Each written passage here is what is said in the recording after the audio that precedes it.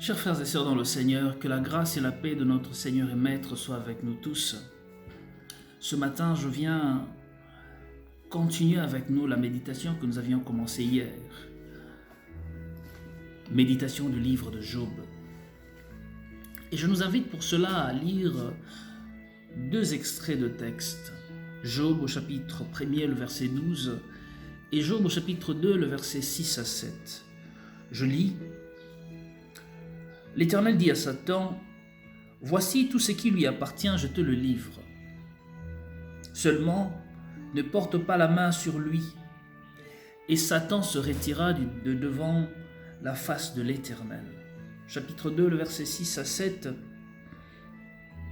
L'Éternel dit à Satan, « Voici, je te le livre, seulement épargne sa vie. » Et Satan se retira de devant la face de l'Éternel, puis il frappa Job d'un ulcère malin, depuis la plante du pied jusqu'au sommet de la tête.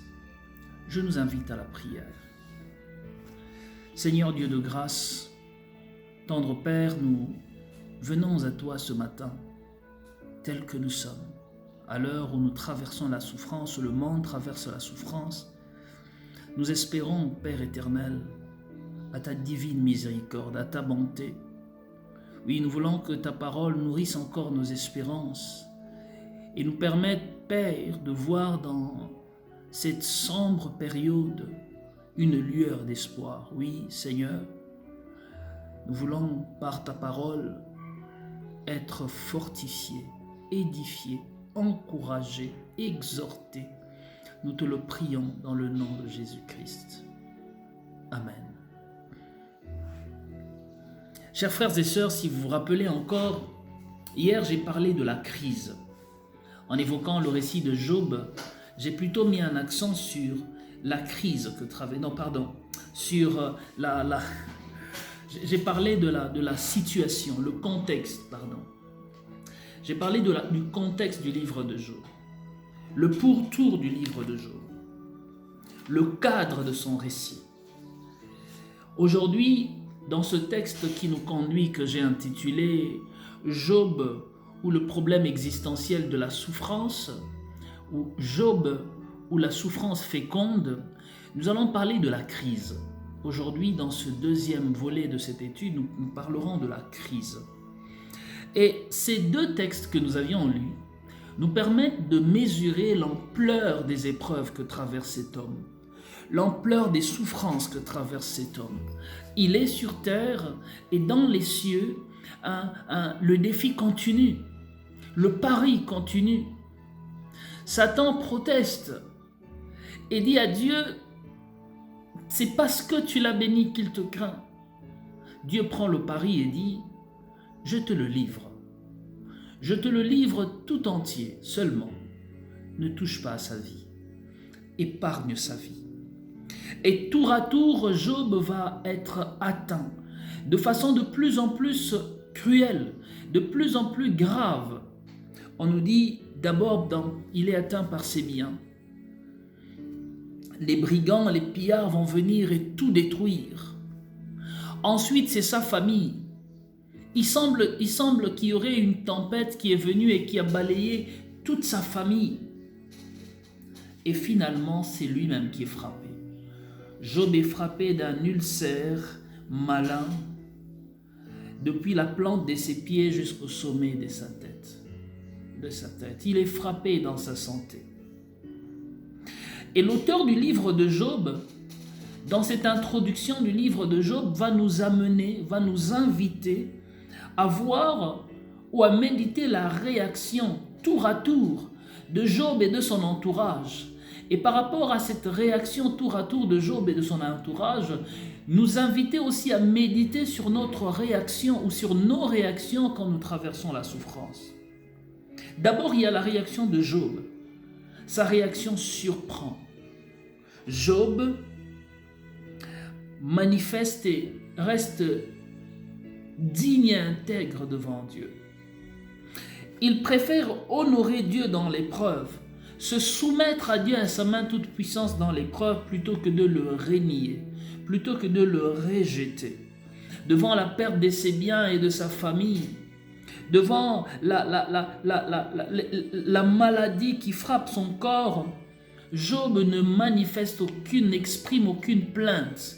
Il dit dans Job chapitre 1er, le verset 21, « L'Éternel a donné, l'Éternel a repris, que le nom de l'Éternel soit béni. » C'est d'ailleurs ce texte que souvent nous citons quand nous sommes nous accompagnons les défunts dans l'enterrement.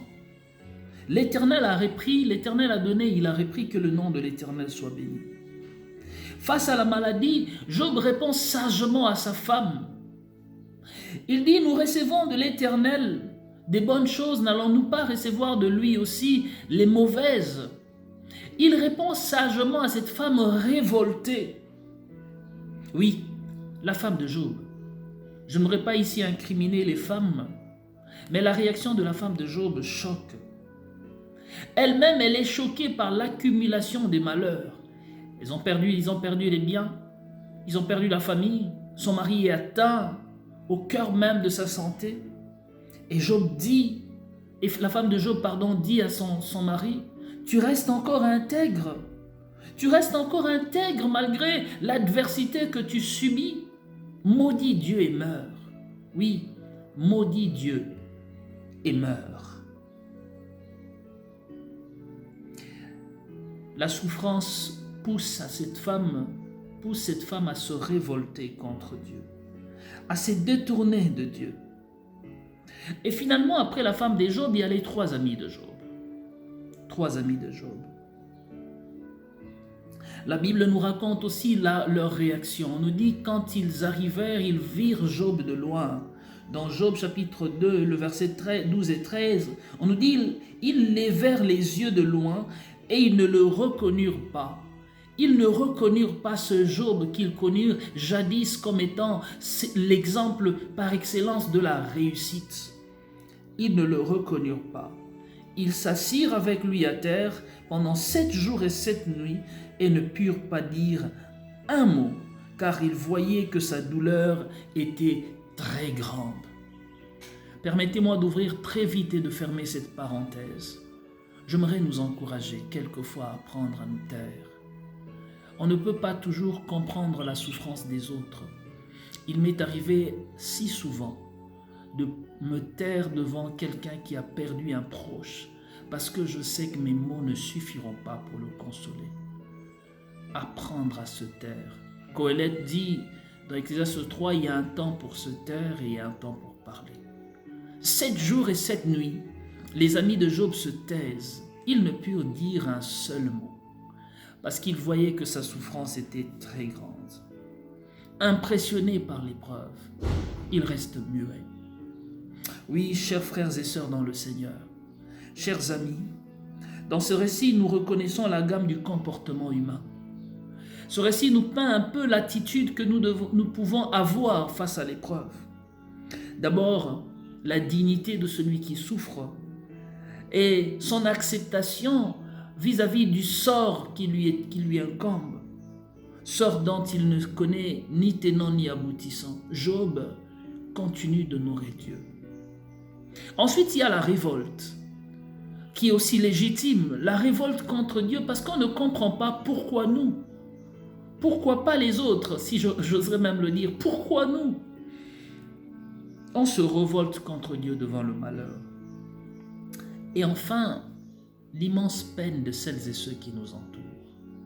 Celles et ceux qui ne comprennent pas pourquoi un tel malheur peut-il atteindre un homme, une personne. L'immense souffrance et la peine de ceux qui nous entourent, eux qui se sentent impuissants devant tant de souffrance. Oui, chers amis, nous pouvons nous reconnaître devant ce récit de Job. Mais je nous invite à méditer vraiment sur l'attitude que nous devons prendre. Parce que quelquefois dans la situation que nous traversons, si pour Job, le coupable, si on peut le dire ainsi, c'est Dieu, souvent en ce qui nous concerne, le coupable, ça pourrait être nous. Prions. Seigneur, laisse encore que ta main soit sur nous. que ta grâce soit avec nous. Délivre-nous de tout mal et guéris-nous de toute blessure, afin que chaque jour et chaque instant, nos cœurs te louent et nos cœurs te célèbrent. Oui, nous reconnaissons que nous avions été un peu irresponsables face à la création où tu nous as établis gardiens, protecteurs. Alors Père, aie pitié de nous et pardonne nos offenses. Soutiens-nous dans l'épreuve et dans la souffrance, dans le nom de ton Fils Jésus-Christ. Amen. Bonne journée à nous tous et que Dieu nous bénisse. À demain.